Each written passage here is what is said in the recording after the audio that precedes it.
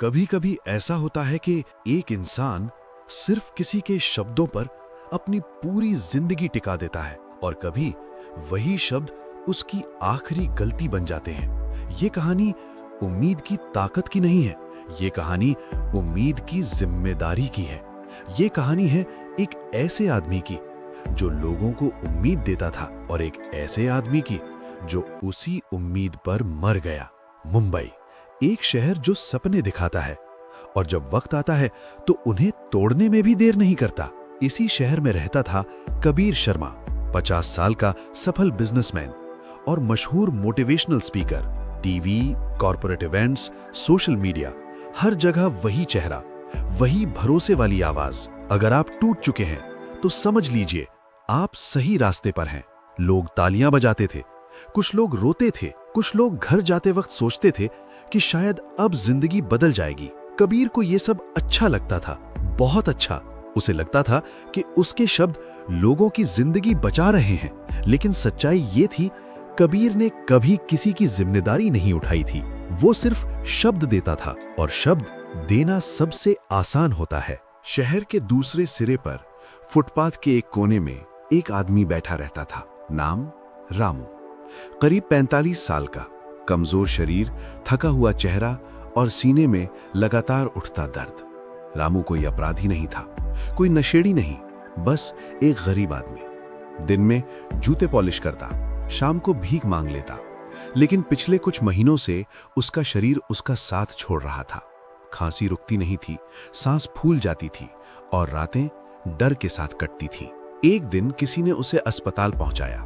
Doctor ने report देखी, थोड़ी देर चुप रहा और फिर बोला, इलाज हो सकता है, लेकिन वक्त बहुत कम है।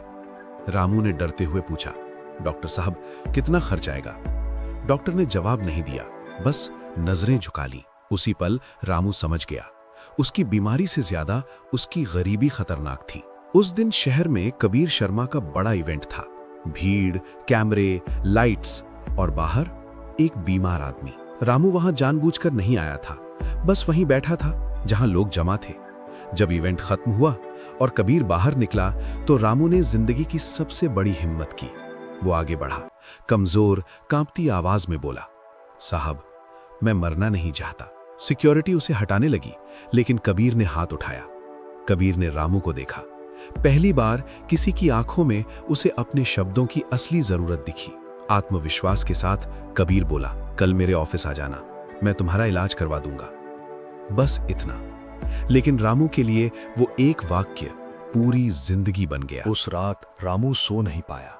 फुटपाथ पर लेटा आसमान देखता रहा और बार बार सोचता रहा, अब मैं बच जाऊंगा, साहब ने कहा है। अगले दिन उसने दवाइयां नहीं ली। उसने सोचा अब जरूरत नहीं, अब कोई है जो सब संभाल लेगा। कबीर अपनी दुनिया में लौट चुका था। Meetings, deals, interview. सेक्रेटरी ने कहा, सर कल एक बीमार आदमी आया था। कबीर ने बिना देखे कहा, बाद में देख लेंगे, और वो बात में कभी नहीं आया। दिन बीतते गए। रामू हर सुबह उम्मीद के साथ उठता, हर शाम थोड़ा और टूट जाता। उसके पास कबीर का विजिटिंग कार्ड था।